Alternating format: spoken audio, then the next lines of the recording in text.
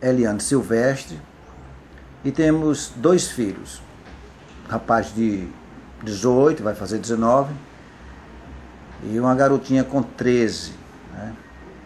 O rapaz é o Ziel Moraes e o Miliane Vitória Moraes. Essa é a minha família, que tenho procurado cuidar na medida do possível, com zelo, com carinho e, enfim, é o que Deus quer que a gente faça, né? Como pai, como esposo, cuidar da família. E este vídeo nós separamos aqui um pequeno trecho, um pequeno tópico, para que você venha compreender melhor qual é o propósito de Deus para a família. E o versículo-chave para tratar da família, quem escreveu foi o apóstolo São Paulo, ele escrevendo a Timóteo, capítulo de número 2, capítulo de número 5, versículo 8. Vejamos o que o apóstolo Paulo ele falou para a nossa meditação. Capítulo 5, versículo de número 8. Ele diz: mas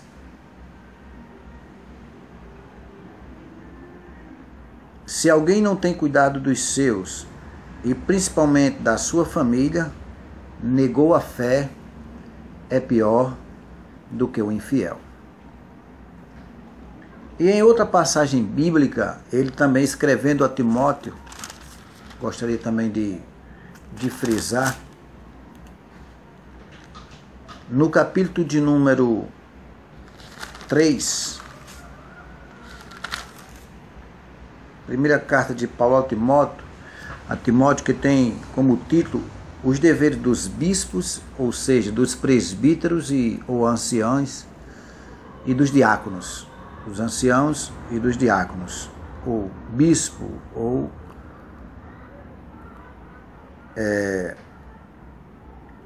presbíteros. Ele diz no versículo de número 5 a seguinte passagem: porque se alguém não sabe governar a sua própria casa, terá cuidado da igreja de Deus? É uma pergunta que ele faz. É bem verdade, se você não cuida bem da sua família, provavelmente você não cuidará bem da igreja de Deus. É por isso que os palestrantes na área familiar, os pregadores, aqueles que são vocacionados para ministrar a palavra de Deus, principalmente na área familiar, porque alguns pregadores que ministram a palavra de Deus, eles muitas das vezes não enveredam na área da família por alguns motivos. Chamada, não foi vocacionado, ou o seu testemunho familiar não é adequado para ministrar sobre a família. Há pregadores grandes avivalistas, missiologistas e outros que ministram sobre evangelismos e missões. Mas a gente observa às vezes que quando esses homens ministram, suas esposas não estão ao lado.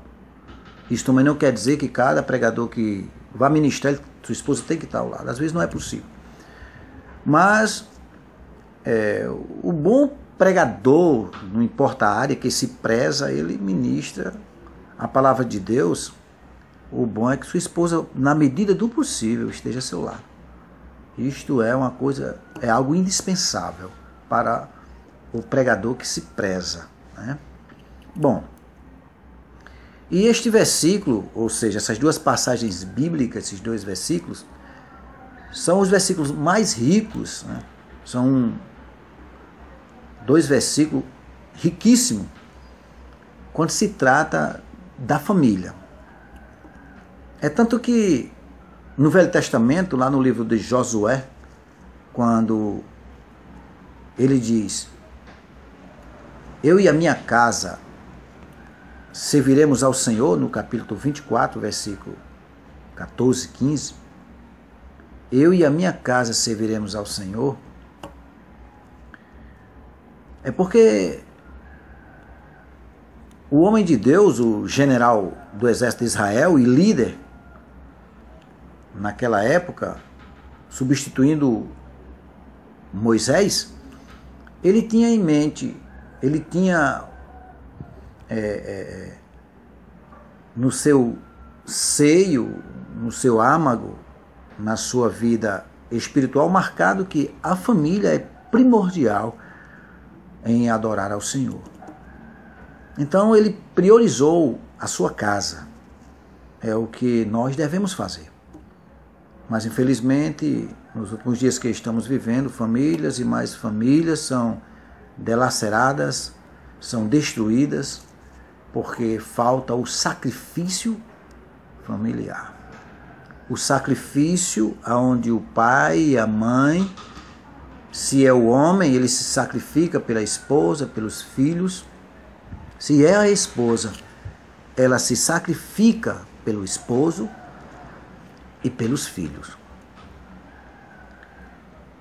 Mas para isto é preciso, para ter uma família eficiente, decente, é preciso o sacrifício mesmo. Assim como Cristo se sacrificou pela raça humana para resgatar ela do pecado, formando assim a sua igreja, devem os pais ou o esposo sacrificar-se pela esposa e pelos filhos. A esposa, da mesma forma, se sacrificar pelo esposo e pelos filhos. Aí teremos sim famílias cristãs fortes, igreja forte e sociedade melhor. Porque não existe igreja forte e sociedade melhor, começando pelos cristãos, por ter a palavra de Deus, por ter o chamado de Deus, se não investirmos na família. Não só falado pela igreja, pelos cristãos, mas pelos palestrantes também no campo secular, social, que às vezes não tem nenhum vínculo religioso. Eles dizem que a célula máter da sociedade primordial é a família. Apesar que isso era para ser um trabalho feito também não só pelos cristãos, mas também pelos políticos, em levantar projetos para melhorar a educação familiar. Mas infelizmente a educação que se fala é educação de ensino, de se formar, de se profissionalizar, esquecendo que a principal formação é formar bons pais, é formar boas mães, para que nós venhamos ter bons filhos e eles serem bons pais e boas mães. Um certo escritor, que eu tenho uma certa admiração, é psicólogo, doutor em psicologia, Augusto Cury. Eu lendo no seu livro, Pais Brilhantes, Professores Fascinantes, ele diz uma coisa interessante, ele diz assim: apesar que sou um escritor mundialmente conhecido, se eu não me tornar amigo dos meus filhos, serei frustrado como pai. É verdade, queridos. Se eu não me tornar amigo dos meus filhos, eu não fiz muita coisa não. Na sociedade, na igreja, nem tampouco na família. O investimento não é pequeno não, é um investimento muito alto. Mas é doloroso, causa dor, às vezes tristeza, mas é primordial, é importante cuidar da esposa, cuidar dos filhos. E tem mais. Após ler estes 2 versículos bíblicos, Paulo escrevendo a Timóteo, no capítulo 3, versículo de número 5, no capítulo 5, versículo 8, extraímos algo extraordinário desses versículos. E também Provérbios, capítulo de número 5, versículo 24 e 25, quando fala entre marido, relacionado a marido, e a mulher, ou seja, o esposo e a esposa. Nós extraímos que, mesmo no seio da família, existe uma prioridade aí. É dever do homem amar sua esposa e amar os seus filhos em igualdade. A mulher, do mesmo jeito, amar seu esposo, amar seus filhos em igualdade. Mas existe algo primordial aí.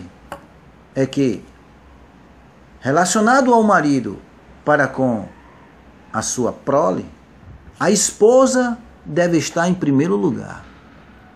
Não que ele vá amar mais a esposa do que os filhos, não, mas ela deve ter prioridade. É bíblico isso. Relacionado da esposa para com o marido, a prioridade não é do primogênito ou do que nasceu por último, a prioridade é do marido. Um exemplo disso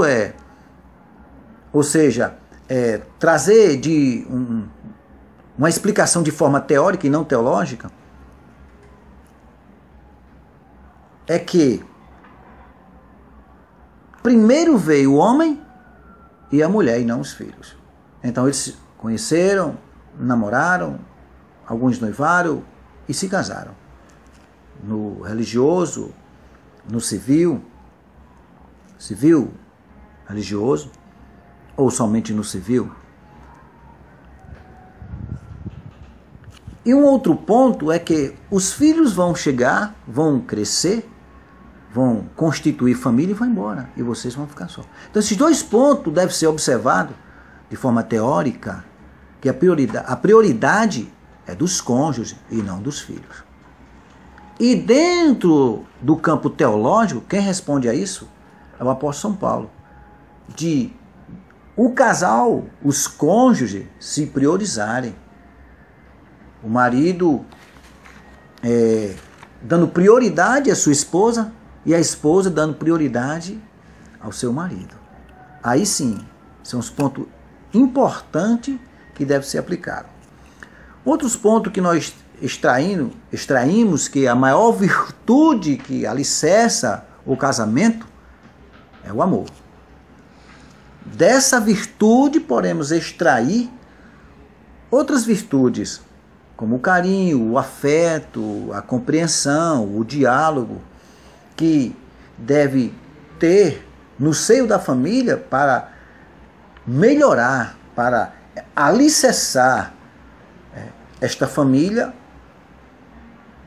E muita gente às vezes lê a Bíblia, passa por cima e às vezes o esposo muito bruto, muito estúpido, e às vezes o pai radical demais, estúpido, e outros trabalham demais, não tem tempo para a família, para a esposa, para os filhos, às vezes estuda muito, não tem tempo para ouvir a esposa, para ouvir os filhos, mulher também não tem paciência com o marido, é estúpida, é grosseira, enfim, é uma reciprocidade, é uma permuta o campo familiar, uma troca de valor. Eu amo a minha esposa me ama, eu cuido dela, ela cuida de mim. Eu amo os meus filhos, cuido, respeito, eles me amam, me respeitam. Eles têm o maior carisma comigo. Isto é a família, modelo de família que Deus quer. Claro que às vezes vem, por falta de vigilância do homem, por falta de vigilância da mulher, por falta de vigilância dos pais ou dos filhos, vem às vezes um contratempo. Isso às vezes acontece que é para o homem, os filhos, os cônjuges trabalharem para enriquecer o seu casamento. Claro que nesses mais de 20 anos de casado, teve os altos e baixos da minha vida conjugal. Mas graças a Deus nós trabalhamos isso e hoje vivemos graciosamente bem, né? Para a glória de Deus e um bom testemunho na sociedade cristã e também na sociedade civil, secular. Um ponto que nós podemos abordar, que muita gente esquece, é quebrando rotina. Quebrando rotina, meu irmão? Quebrando rotina. Camarada, às vezes é casado 10, 15, 20, 30 anos, 50 anos. Eu falo 50 porque já fui abordado por uma senhora com 48 anos de casado e disse no meu lar, na minha casa, me procurou, minha esposa, e conversamos com ela, que nunca fui feliz no seu casamento. E abriu o coração, disse coisa que eu nunca tinha contado a ninguém. Claro que eu teria que ouvir o esposo também para ver o que o esposo diria da esposa, mas tudo bem. Há pessoas que têm um ano de casado e é feliz. Tem pessoas que 10, 15 são felizes. E quebrar a rotina é uma coisa extraordinária na família. Além de outras, isso podemos extrair do amor. Se eu amo a minha esposa, se ela me ama, amamos nossos filhos, vamos quebrar a rotina. Por exemplo, o esposo chega para a esposa e diz: minha filha, ou meu bem, ou meu amor, ou benzinho, vamos almoçar fora hoje. Acostumado, sempre almoçar em casa, aquela coisa rotineira, ele resolveu almoçar fora hoje. A esposa satisfeita, alegre, feliz, arruma os meninos, certinho que vão para um restaurante muito chique. Quando eles estão todos arrumados, pronto, filho, estamos prontos. Aí disse: estão arrumados por quê? Não vamos almoçar fora? Ele disse: não, nós vamos botar a mesa lá no quintal. Isso não é quebrar a rotina não, meu irmão. De forma nenhuma. Quebrar a rotina é você ir para um restaurante, meu. Levar sua esposa e seus filhos e almoçar fora. Comer uma comida diferente, um sabor diferente. Sair para tomar um sorvete com ela, com eles. Ir numa pastelaria, numa pizzaria. De uma vez por outra temos que fazer isso. Isso é importante no seu familiar. Então, eu não vou me estender muito, por quê? Porque aqui é apenas um vídeo, né? Não é uma palestra ministrada numa congregação ou num seminário. Mas ficamos com esta palavra, cuidamos, se sacrificamos por nossa família, né? A mulher pelos filhos, pelo esposo, e o esposo pela esposa, pelos filhos, cuidando com zelo, com respeito, educando, ensinando, para que eles vivam bem e cresçam glorificando o nome do Senhor. Aguarde que em breve irá novos vídeos, né, para edificação do teu corpo, ou seja, do corpo familiar. Ore por mim. No vídeo nós vamos ter aí o nosso contato, né? Vamos dar o contato, quiser ligar para conosco, entrar em contato conosco, vai estar na tela. Então fica com Deus e que Deus nos abençoe.